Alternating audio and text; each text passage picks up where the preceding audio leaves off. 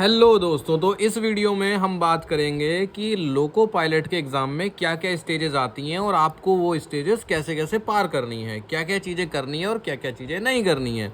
सबसे पहले बिना समय गंवाए स्टार्ट कर देते हैं अपने CBT 1 की तरफ। CBT का मतलब होता है कंप्यूटर बेस्ड टेस्ट। आप कंप्यूटर के सामने बैठेंगे, कंप्यूटर पर सवाल आएंगे और उसके कुछ ऑप्शन आएंगे। आपके हाथ में ऐसे ही पेन होगा और एक होगा पेपर। आप उस सवाल का सॉल्यूशन करोगे, देखोगे कि इसका कौन सा आंसर आ रहा है और कंप्यूटर में उस आंसर को टिक कर दोगे और उसके बाद उसको सेव करके आगे बढ़ जाओगे। ये होता है कंप्यूटर बेस्ड टेस्ट, यानी कंप्यूटर पर सवाल आते हैं पर कॉपी पेन आपको सॉल्व करने के लिए मिलती है। कन्फ्यूज़न खत्म हुआ एक? ठीक है। सबसे पहले होगा CBT 1 यानी पहली स्टेज। इसका कोई भी मतलब फाइनल जो सिलेक्शन होना है उसमें इसका कोई रोल नहीं होता। इसमें सिर्फ आपको पास होना होता है, इसके नंबर मेरिट में नहीं जुड़ते हैं। ठीक है, ठीक। इसमें काफ़ी आसान आसान सवाल आते हैं, बहुत ज़्यादा कठिन सवाल नहीं आते हैं। ठीक, बहुत ज़्यादा आपको तुक्के नहीं भिड़ाने हैं। आपको इसकी तैयारी कैसे करनी है, पहले इसका एग्ज़ाम पैटर्न समझ लीजिए। 20 नंबर मैथ के आएंगे, 20 सवाल मैथ के आएंगे, 25 रीजनिंग के, 20 साइंस के और 10 जीके के। कितने हुए? 20 20 40, 20 25 65 और 10 75। तो कुल मिला के 75 सवाल होंगे, पर आपके पास समय होगा सिर्फ 60 मिनट का। इस 60 मिनट में आपको किस तरह से बांटना है वो आप देख लीजिए। जीके और साइंस टोटल 30 सवाल, इसको आपको 15 मिनट के अंदर ख़त्म करना है, हो भी जाएंगे। ठीक है। एक चीज़ ध्यान रखना, ये मत सोच के जाना साइंस में न्यूमेरिकल नहीं आएंगे। साइंस में न्यूमेरिकल आएंगे और उसकी मैं आपको एक बुक बताऊंगा। ख़त्म। ठीक है, साइंस ख़त्म। और आपको वो ज़रूर करना है। क्यों? CBT 2 में साइंस कितने नंबर की? 40। तो भैया अगर यहाँ साइंस अच्छे से पढ़ लोगे तो यहाँ भी फ़ायदा मिलेगा नहीं मिलेगा? कभी सोच के बैठे हो कि हम क्यों पढ़ें? 15 मिनट में जब आप जीके और साइंस के सवाल कर लोगे तो बचेंगे आपके पास 45 मिनट। तो 45 मिनट में आपको सवाल करने होंगे 20 और 25 45। तो 1 मिनट पर क्वेश्चन के लिए मिलेगा, 1 मिनट पर क्वेश्चन के लिए मिलेगा। और इस तरह की स्ट्रेटेजी आप कब बना पाओगे? कब यार ये बताओ, आप में से 10 बच्चे हैं, क्या 10 बच्चों की स्पीड तेज ही होगी? नहीं ना, कुछ स्लो होंगे, कुछ फास्ट होंगे। अब आपको कैसा आइडिया लगेगा कि आप कितने मिनट में कितने सवाल कर पा रहे हैं? तो ये लो बुक, किरण पब्लिकेशन की बुक है। अब आप वैसे बहुत सारे बच्चे कहेंगे भैया फिर किरण पब्लिकेशन, तो यार दूसरे पब्लिकेशन जब अच्छी बुक बना ही नहीं रहे हैं रेलवे के एग्जाम के लिए तो मैं कहाँ से ले आऊँ? अरे कोई बनाएगा तो लाऊंगा ना। अब इसमें प्रीवियस ईयर क्वेश्चन पेपर है, आप क्वेश्चन पेपर सॉल्व खोलिए। ये रहा भाई साहब, 9/8/2018 की दूसरी शिफ्ट का पेपर है। कॉपी पेन लेके बैठो और 60 मिनट का टाइमर लगाओ फ़ोन में और 60 मिनट में देखो कि आप 75 सवाल कर पा रहे हो या नहीं कर पा रहे हो। अब आप में से कुछ बच्चे होंगे जो 75 सवाल कर पाएंगे, कुछ नहीं कर पाएंगे। जो नहीं कर पाएंगे कोई दिक्कत नहीं है, आप देख लो कि आप 1 घंटे में कहाँ तक पहुँचे और बचे हुए सवाल भी सॉल्व करो। सॉल्व तो पूरा ही करना है। इसके बाद अपने क्वेश्चन आंसर की मैचिंग करो कि आपके कितने नंबर बैठ रहे हैं। इसके बाद जिन सवालों में कन्फ्यूज़न हो, इसमें सॉल्यूशन भी दे रखे हैं, आप उनका सॉल्यूशन देखो और देखो कि आपने क्या गलती करी। अब आपको आइडिया लगेगा कि आप 60 मिनट में 75 सवाल कर पा रहे हो या नहीं। अब समझे कि ये बुक क्यों ज़रूरी थी। इसका लिंक डिस्क्रिप्शन में भी मिल जाएगा और आप अमेज़न, फ्लिपकार्ट या फिर अपने किसी भी आसपास की किताबों वाली दुकान से जाकर ले सकते हैं। बोलना किरण पब्लिकेशन की किताब दे दो प्रीवियस ईयर क्वेश्चन वाली। ठीक है, ये स्ट्रेटेजीज तभी बना पाओगे जब आप प्रैक्टिस करोगे। तो मैथ रीजनिंग के लिए आपको 1 मिनट पर क्वेश्चन कब मिलेगा? जब आप जीके और साइंस को 30 सवाल 15 मिनट में उड़ा दोगे, और आप उसको उड़ा दोगे, गारंटी लिख लो, उसे उड़ा दोगे। ठीक है। अच्छा, प्रॉपर नोट्स बनाने भाई, प्रॉपर नोट्स क्यों बनाने मैं बताता हूँ। ये आपके सामने रखा है सिलेबस। ये रहा मैथ का सिलेबस CBT 1 का। आप इस वीडियो को पॉज करके चाहो तो इसको नोट भी कर सकते हो। ये रहा रीजनिंग का, ये रहा सिलेबस। ठीक है, वीडियो को पॉज करके आप नोट भी कर सकते हो।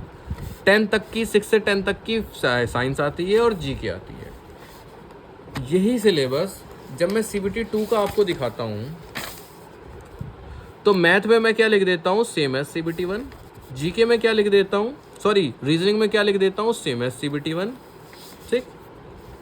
और इस बार जीके को CBT 2 से हटा दिया गया है, CBT 2 से जीके को हटा दिया गया है। ठीक है, ये इस बार का चेंज हुआ है। जीके पे मैं आपको यहाँ भी बहुत ज़्यादा नहीं कहूँगा कि आप फोकस करो। मेरा कहना होता है मैथ, रीजनिंग, साइंस पर आप फोकस करो। साइंस के कुछ टॉपिक बढ़ गए हैं, देखो कुछ टॉपिक बढ़ गए हैं, सब नहीं, कुछ टॉपिक बढ़ गए। जो पहले था वो तो था ही, सिर्फ आपको CBT 2 में जब आपको पढ़ना पड़ेगा तो मैथ रीजनिंग तो आपकी पहले से करी हुई होगी, 6 से 10 तक की साइंस भी करी हुई होगी, तो आपको सिर्फ ये जो मेरे आपकी स्क्रीन पर आ रहे हैं, सिर्फ ये वो टॉपिक होंगे जो आपको CBT 2 के लिए पढ़ना होंगे, और एक पार्ट बी के लिए भी पढ़ना होगा। फिलहाल उसको बाद में आगे बात डिस्कस करेंगे। इतना समझो, CBT 1 के अगर आप प्रॉपर नोट्स बनाओगे तो आपको CBT 2 में कम पढ़ने की ज़रूरत पड़ेगी। ठीक, प्रीवियस ईयर क्वेश्चंस जो मैंने आपको बताया, किरण पब्लिकेशन की बुक मस्ट है आपके लिए। मैथ रीजनिंग साइंस जो मैं अभी बात बता रहा था, ये 3 वो सब्जेक्ट हैं जो कि अगर आप फोकस में रखोगे तो आपकी नौकरी लगभग पक्की हो जाएगी। CBT 1 का समझे कुछ हिस्सा, CBT 1 के पे नंबर जो हैं वो मेरिट में नहीं जुड़ेंगे, सिर्फ पासिंग मार्क्स है। मैथ रीजनिंग साइंस करके चले जाओ, लिख के ले लो, आप पास हो जाओगे। 60 मिनट में 75 सवाल है, 1/3 की निगेटिव मार्किंग भी है। अब जो बच्चे CBT 1 में पास हो जाते हैं वो आ जाते हैं CBT 2 में। CBT 2 जो कि सबसे खतरनाक एग्जाम है, यानी कि इसके नंबर भी मेरिट में जुड़ेंगे। मैथ आएगी 25 नंबर की, रीजनिंग आएगी 25 नंबर की, 40 नंबर की साइंस और 10 की GK जो कि इस बार कट गई है। तो इन 10 नंबर का इधर ही कहीं ना कहीं बढ़ोतरी कर दी जाएगी। कुल मिला के कितने ही नंबर किया है, पढ़ना तो आपको पूरा ही है। अब देखो साइंस के कौन से टॉपिक बचे। मैथ CBT 1 वाली 25 नंबर की, रीजनिंग CBT 1 वाली। मैथ और रीजनिंग अगर आपने पहले सही पढ़ी हुई होंगी, जिसलिए कह रहा हूँ नोट्स बनाना, तो आपको CBT 2 में दोबारा बहुत ज़्यादा पढ़ने की ज़रूरत नहीं है। अब आप देखो यहाँ पर कुछ सब्जेक्ट ऐसे आएंगे जो आपने शायद कुछ बच्चों ने नहीं पढ़े होंगे। जैसा पहला सब्जेक्ट आएगा इंजीनियरिंग ड्राइंग, इसके बाद क्लास 11th के फिजिक्स के टॉपिक हैं ये बीच के, measurement, mass weight density, work energy power, speed velocity, ये सब। इसके बाद एक आएगा इन्वायरमेंट एजुकेशन, और लास्ट आएगा IT लिटरेसी यानी कि कंप्यूटर। तो कंप्यूटर, इंजीनियरिंग ड्राइंग, और ये टॉपिक आपको करने ही करने हैं। क्योंकि साइंस आ रही है ज़्यादा नंबर की। अरे 40 से भी ज़्यादा की साइंस आएगी भैया, कैसे छोड़ सकते हो। अब आप में से बहुत से बच्चे कहेंगे कि भैया मेरे तो साइंस कमज़ोर है। ठीक है, तो भैया यही साइंस आपको मजबूत करनी है। आप कैसे करेंगे? मैथ और रीजनिंग ये मैं मान के चल रहा हूँ कि आपने CBT 1 में कर ली है, नहीं करिए ये आपकी गलती है।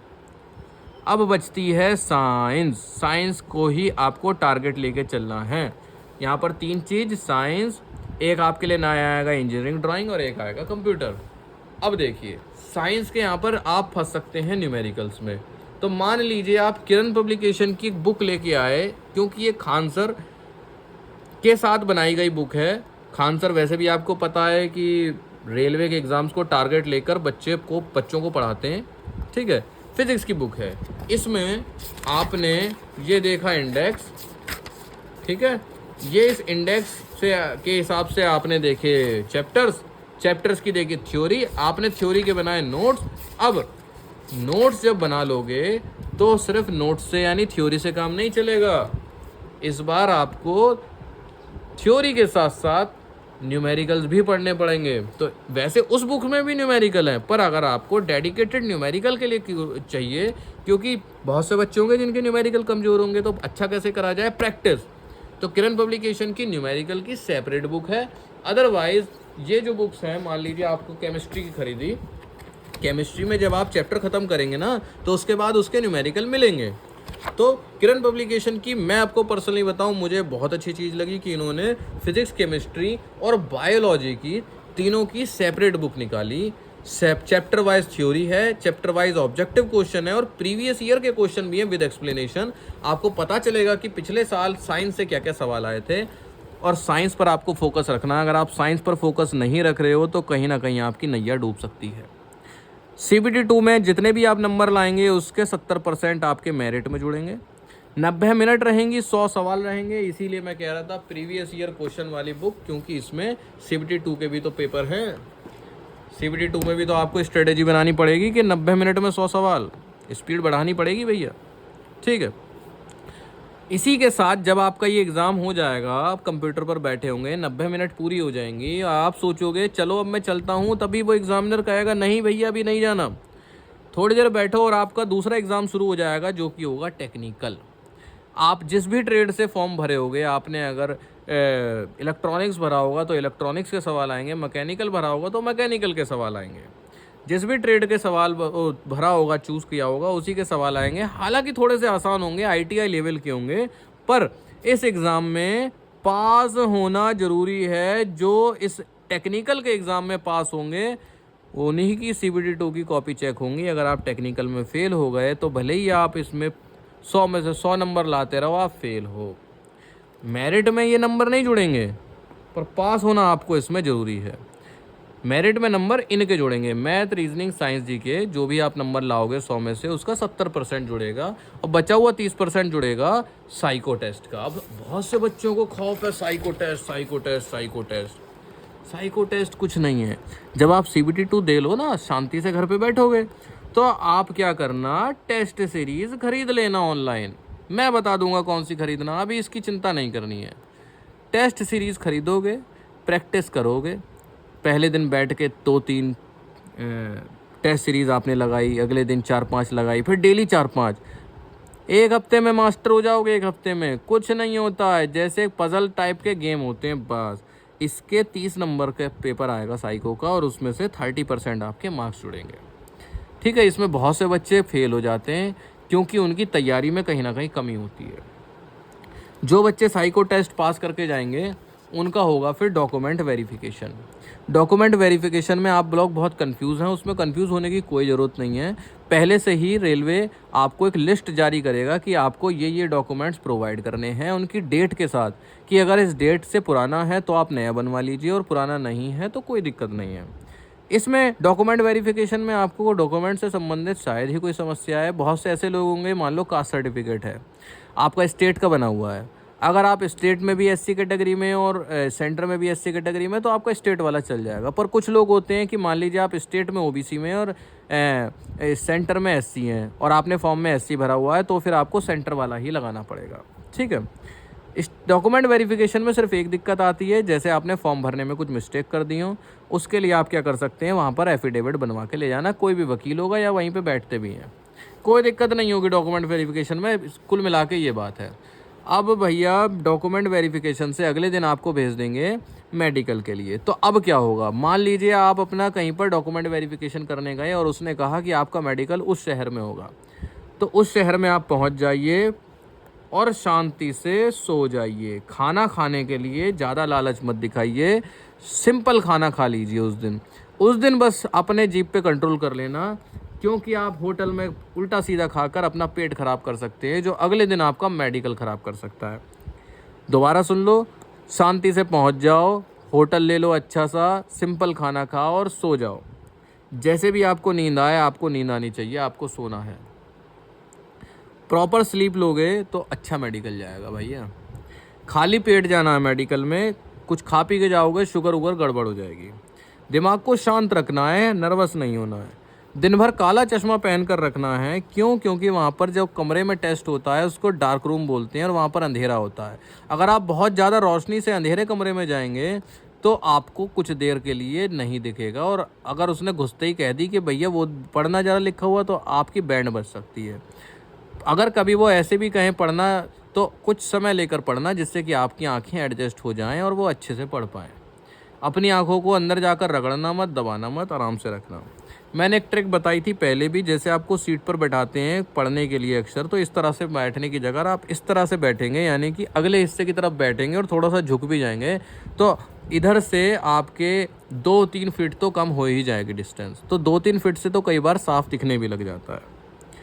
ठीक है, और बाकी तो मेडिकल का जब समय आएगा तो और चीज़ें बताएंगे।